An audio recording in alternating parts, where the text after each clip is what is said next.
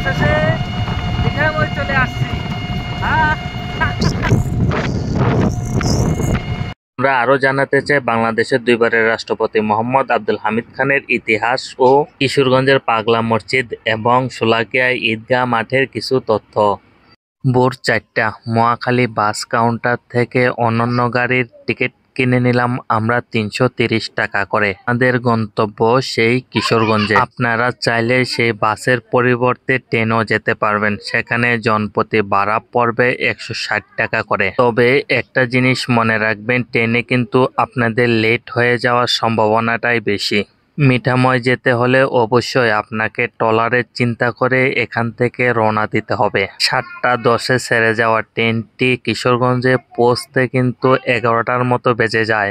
ট্রেনের চাইতে আমার কাছে মনে হয়েছে বাসে যাওয়াটাই আমার জন্য খুব আর্লি হবে। ভোর 5:30 আমরা সেই কাপাসিয়া শীতলক্ষ্যা নদীর ব্রিজের উপরে। নদীর দিকে তাকিয়ে মনে হচ্ছে যে শীতকালের মতো নদীর থেকে একদমই ভাপ উঠছে।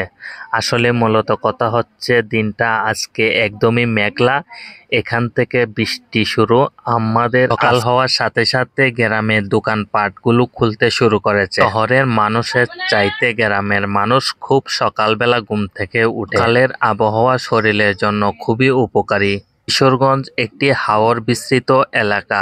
রাস্তার দুই ধারের অপরূপ সৌন্দর্যগুলো দেখে এটাই মনে হচ্ছে যেদিকে চোখ যায় সেই দিকে মনটা জুড়িয়ে যায়।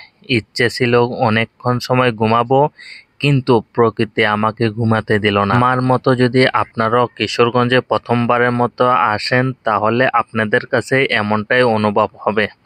বাতাসের তীব্র এতটাই যেখানে চোখ মেলে তাকানোটাই খুব কষ্টকর। কিশোরগঞ্জের প্রত্যেকটা রাস্তা দেখে মনে হচ্ছে যে একদমই পরিপাটি। তবে আমার কাছে মনে হয়েছে ট্রেনের চাইতে বাসের জার্নিটা আরামদায়ক। বাসের জানালার পাশ দিয়ে যতবার বাহিরে তাকাই ততবারই প্রকৃতি আমাকে হাতছানি দিয়ে ডাকে।